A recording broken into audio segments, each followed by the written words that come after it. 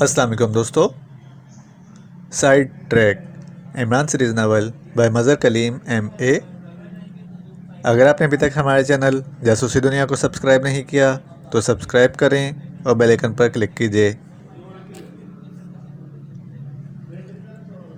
Cars club دارالحکومت کا بدنام ترین کلب تھا. یہاں ہر وقت جرائم پیشہ اور زیر زمین دنیا کے افراد بھرے رہتے تھے. چونکہ یہاں پولیس مداخلت نہیں کرتی تھی، اس لیے کلب میں ہونے والے تمام لڑائی جھگڑوں کو کلب کی انتظامیہ خود ہی نمٹا لیا کرتی تھی. یہاں مرنے والوں کی لاشیں بھی غائب کر دی جاتی تھیں. کلب کا مالک ایک ایکریمین نژاد تھا جس کا نام کارس تھا. کہا جاتا تھا کہ اس کے ہاتھ بہت لمبے ہیں، اس لیے پولیس کے اعلیٰ حکام سمیت بڑے بڑے سول حکام بھی اس کی مٹھی میں رہتے تھے. کارس نے کلب کے اندر تقریباً 10 ایسے مسلح افراد رکھے ہوئے تھے جو نہ صرف بہترین لڑاکا اور نشانہ باز تھے بلکہ انتہائی حد تک سفاک اور بدتمیز بھی تھے. وہ کسی انسان کو ماننے کے لیے ہی تیار نہ ہوتے تھے. وہ باقاعدہ شفٹوں میں ڈیوٹی دیتے تھے اور ایک وقت میں 4 افراد مشین گنوں سمیت یہاں ہال میں گھومتے پھرتے رہتے تھے. لیکن وہ اس وقت تک مداخلت نہ کرتے تھے جب تک کہ کلب کو کوئی خطرہ لاحق نہ ہو جائے یا انہیں خصوصی طور پر کسی کام کا حکم نہ دیا جائے. ٹائیگر چونکہ یہاں اکثر آتا جاتا رہتا تھا، اس لیے اسے یہاں کے بارے میں تمام معلومات حاصل تھیں. اس لیے جب ٹائیگر اور صفدر دونوں اپنی کاریں کلب کی سائڈوں پہ موجود وسیع پارکنگ میں روک کر نیچے اترے اور پھر کلب کے مین گیٹ کی طرف جانے لگے تو ٹائیگر نے صفدر کو اس کلب کے اندرونی ماحول کے بارے میں بتانا شروع کر دیا. تم کیا کہنا چاہتے ہو؟ صفدر نے ان کی بات کاٹتے ہوئے مسکرا کر کہا. میں سب کچھ سنبھال لوں گا، آپ مداخلت نہ کریں. ٹائیگر نے کہا. تمہیں میرے بارے میں فکر مند ہونے کی ضرورت نہیں ہے. تم نے گریگ کو ٹریس کیا ہے تو اب گریگ سے بھی تم ہی نمٹو گے. میں تو صرف تماشا دیکھوں گا. صفدر نے کہا تو ٹائیگر کے چہرے پر ہلکے سے اطمینان کے تاثرات ابھر آئے اور صفدر ان تاثرات کو دیکھ کر بے اختیار مسکرا دیا. مین گیٹ سے اندر جانے والے اور باہر آنے والے افراد میں سیاح مردوں اور عورتوں کی اچھی خاصی تعداد تھی. اس کے ساتھ ساتھ جرائم پیشہ افراد بھی تھے جو اپنے انداز سے سیاحوں سے بالکل الگ نظر آتے ہیں. مین گیٹ سے اندر داخل ہوتے ہی صفدر کو یوں محسوس ہوا جیسے یہاں کی دنیا ہی الگ ہو. وہاں کھلے عام سب کچھ ہو رہا تھا جس کے بارے میں شاید عام آدمی ذہن میں تصور بھی نہ کر سکے. ہال بھرا ہوا تھا اور منشیات کی تیز بو اور تمباکو کے دھوئیں نے مل کر ماحول کو اس قدر غلیظ بنا دیا تھا کہ صفدر نے بے اختیار اپنا سانس روک لیا. لیکن ظاہر ہے اب وہ مستقل طور پر تو ایسا نہ کر سکتا تھا، اس لیے آہستہ آہستہ وہ قدرے عادی ہوتا چلا گیا. ٹائیگر اس طرح اطمینان بھرے انداز میں آگے بڑھا چلا جا رہا تھا جیسے اس کی ساری عمر ایسے ہی ماحول میں گزری ہو. ہال کے چاروں کونوں میں دیو ہیکل آدمی سیاہ رنگ کی یونیفارم پہنے ہاتھوں میں مشین گنیں اٹھائے کھڑے تھے. ان کی تیز نظریں مسلسل ہال کا جائزہ لے رہی تھیں.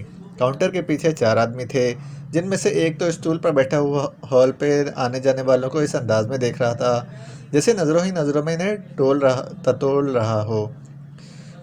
ساتھ ہی ایک دوسرا نوجوان فون سامنے رکھے اسے مسلسل فون سننے میں مصروف تھا، جبکہ باقی 2 آدمی ویٹرز کو سروس دینے کے سلسلے میں کام میں مصروف تھے.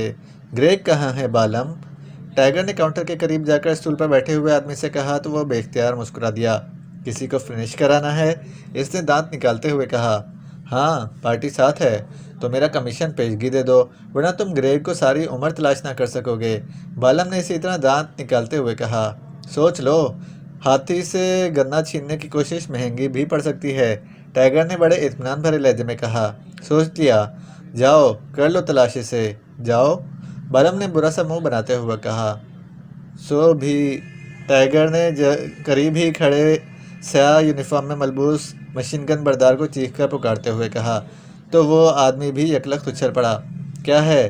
اس نے وہیں سے جواب دیتے ہوئے کہا. اپنے اس بالم کو سمجھاؤ کہ ٹائیگر سے کیسے بات کی جاتی ہے. It is my last warning, tiger نے چیخ کر کہا. جاؤ اور جا کر کرو تلاش. اب صوبی کی سفارش کیوں کرا رہے ہو؟ بالم نے بڑے طنزیہ لہجے میں کہا. لیکن دوسرے لمحے ریٹ کی تیز آوازوں کے ساتھ ہی نہ صرف بالم چیختا ہوا اچھل کر اگبی دیوار سے ٹکرا کر نیچے گرا بلکہ سائڈ کونے میں موجود صوبی بھی چیختا ہوا اپنے ہاتھ کو جھٹکنے لگا.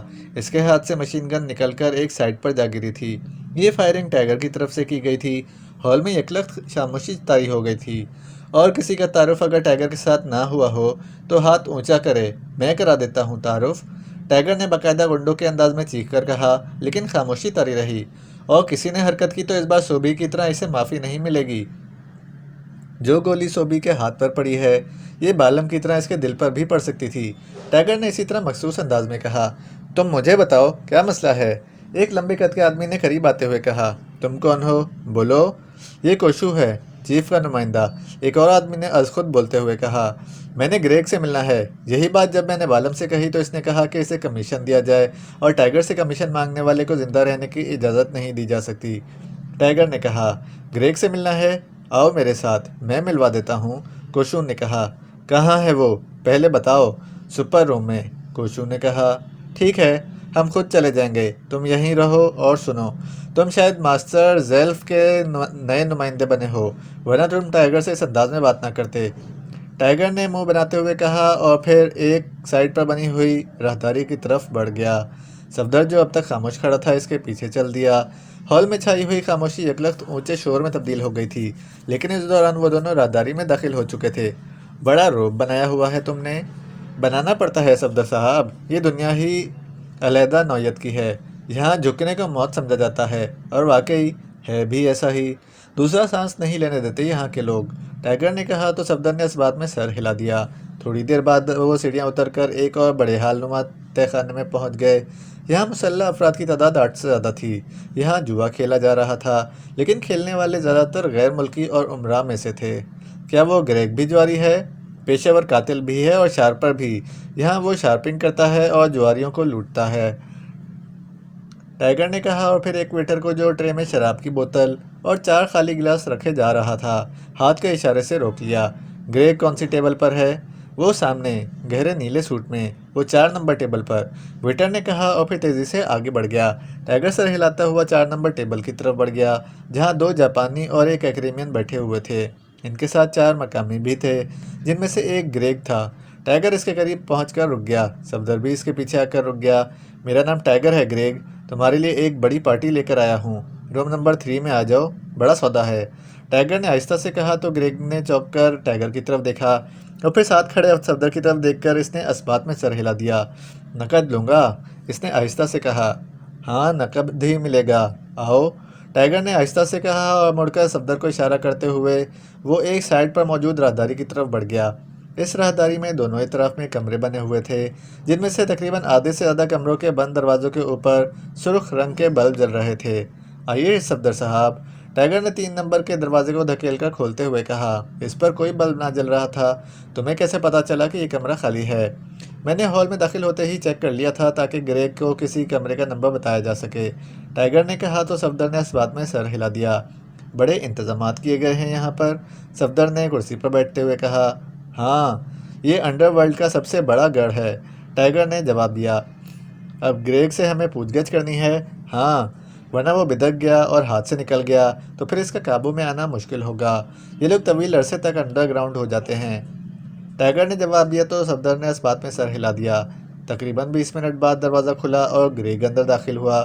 وہ اپنے انداز سے ہی لڑنے بھڑنے والا اور شفاق فطرت آدمی دکھائی دیتا تھا۔ میں نے تمہارا نام تو سنا ہوا ہے، لیکن تمہیں دیکھا پہلی بار ہے۔ تمہیں میرے بارے میں کس نے بتایا ہے؟ تمہارے دوست ڈارسن نے، ٹائیگر نے مسکراتے ہوئے کہا۔ اوہ اچھا، بولو کیا مسئلہ ہے؟ گریگ نے ڈارسن کا نام سن کر اطمینان بھرے لہجے میں کہا۔ اب وہ میز کی دوسری طرف صفدر کے سامنے کرسی پر بیٹھ چکا تھا۔ ٹائیگر نے آگے بڑھ کر دروازہ اندر سے لاک کر دیا اور پھر سائڈ پر موجود دیوار پر نصب ایک بٹن پریس کر دیا تو دروازے کے اوپر اندرونی طرف بھی سرخ رنگ کا بلب جل اٹھا۔ اس بلب کا یہاں اندر لگانے کا مقصد بھی یہی تھا کہ بلب باہر بھی جل رہا ہے، اور اب نہ صرف اندر سے باہر کوئی آواز جا سکے گی، بلکہ جب تک بلب بجھے گا نہیں کوئی باہر سے بھی مداخلت نہ کر سکے گا۔ بلب جلا کر ٹائیگر اس طرف کو مڑا جدھر گریگ بیٹھا ہوا تھا، اور پھر جیسے ہی وہ قریب پہنچا اس کا بازو بجلی کی سی تیزی سے گھما اور اس کے ساتھ ہی گریگ چیختا ہوا اچھل کر کرسی سمیت نیچے جا گرا۔ اس نے ایک جھٹکے سے اٹھنے کی کوشش کی لیکن پھر وہ ساکت ہو گیا۔ گڈ شو، تم واقعی ایمان کے ہونہار شاگرد ہو، صفدر نے مسکراتے ہوئے کہا۔ شکریہ جناب، میرے لیے ایمان صاحب کا شاگرد ہونا انتہائی اعزاز ہے، ٹائیگر نے کہا، اور پھر جھک کر اس نے فرش پر بے ہوش پڑے ہوئے گریگ کو اٹھا کر سائڈ والی کرسی پر ڈالا، اور اس کے ساتھ ہی اس نے کوٹ کی جیب سے نائلون کی بنی ہوئی باریک رسی کا گچھا نکالا اور اس نے اس رسی کی مدد سے گریگ کو کرسی کے ساتھ اچھی طرح باندھ دیا۔ صفدر خاموش بیٹھا یہ سب کچھ دیکھ رہا تھا۔ تم پورے سامان کے ساتھ آئے ہو؟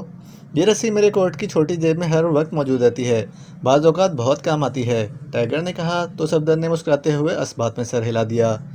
گریگ کی کن پٹی پر مڑی ہوئی انگلی کے بھرپور ضرب کا سیاہ ہوتا ہوا نشان دور سے ہی نظر آ رہا تھا۔ ٹائیگر نے رسی کو مخصوص انداز میں گانٹھ دینے کے بعد اسے چیک کیا اور پھر اس نے گریگ کے لٹکے ہوئے سر کو اٹھا کر دونوں ہاتھوں سے اس کا منہ اور ناک بند کرنا شروع کر دیا۔ چند لمحوں بعد جب گریگ کے جسم میں حرکت کے آثار نمودار ہونے شروع ہو گئے تو ٹائیگر نے ہاتھ ہٹا لیے اور پھر جیب سے خنجر نکال کر ہاتھ میں پکڑ لیا۔ چند لمحوں بعد ہی گریگ نے کراہتے ہوئے آنکھیں کھولیں اور بے اختیار اٹھنے کی کوشش کی۔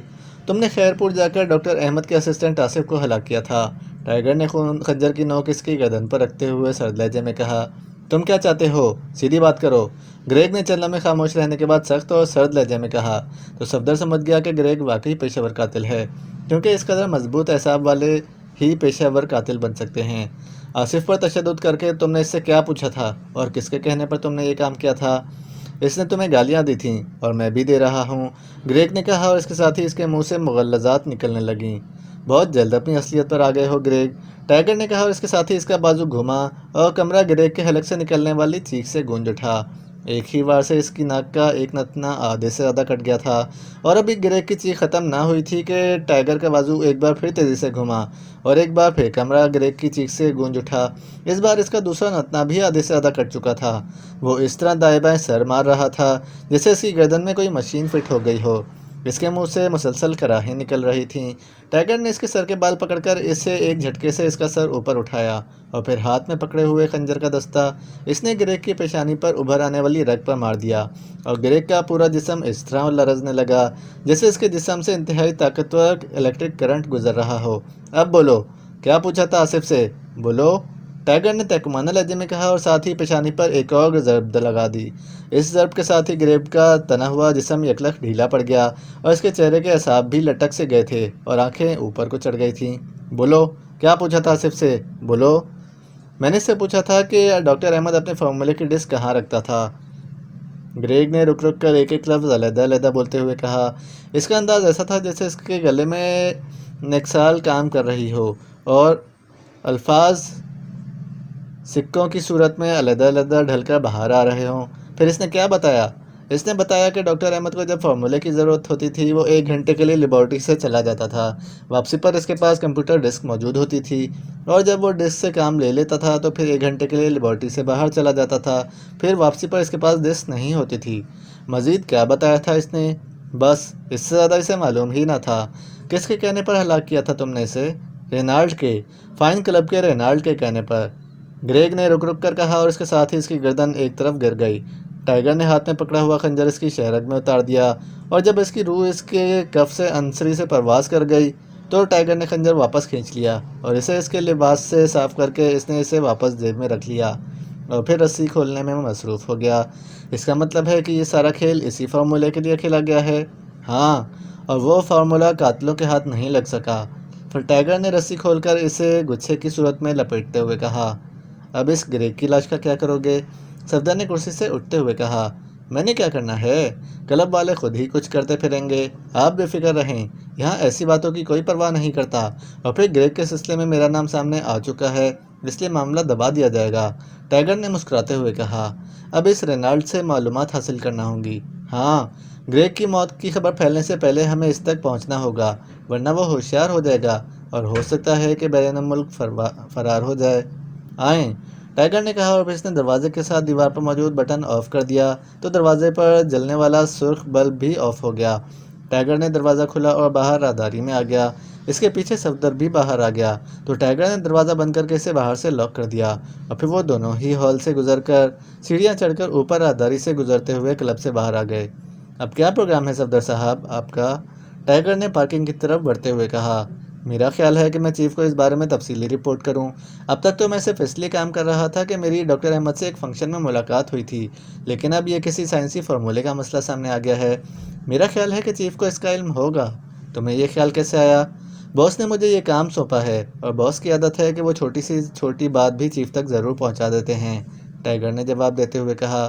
ٹھیک ہے، پھر بھی میری ڈیوٹی ہے کہ میں انہیں رپورٹ کروں، صفدر نے کہا۔ تو آپ فلیٹ پر جا کر رپورٹ کریں گے، ٹائیگر نے کہا۔ او نہیں، اب ہمارے پاس سیل فون موجود ہیں، کیا تمہیں عمران صاحب نے نہیں دیا سیل فون؟ صفدر نے کہا۔ میرے پاس بھی ہے، ٹائیگر نے کہا۔ تو پھر تم اپنی کار میں بیٹھو، میں اپنی کار میں بیٹھ کر چیف کو رپورٹ دے لوں، پھر مل کر آئندہ کا پروگرام بنائیں گے، صفدر نے کہا۔ آپ نے فائن کلب تو دیکھا ہوگا، معروف کلب ہے، ٹائیگر نے کہا۔ ہاں، کیوں؟ صفدر نے کہا۔ میں ادھر جا رہا ہوں، آپ بھی بات کر کے آنا چاہیں تو وہاں آ جائیں۔ تم وہاں رینالڈ سے اگلواؤ گے گریگ کی طرح؟ نہیں جناب، وہاں ایسا ممکن نہیں ہے، البتہ مجھے اس کے آفس کے خفیہ راستے کا علم ہے، میں اسے بیہوش کر کے اس خفیہ راستے سے اپنی کار میں ڈال کر رانا ہاؤس لے جاؤں گا اور پھر وہاں اس سے معلومات حاصل کی جا سکتی ہیں، ٹائیگر نے کہا۔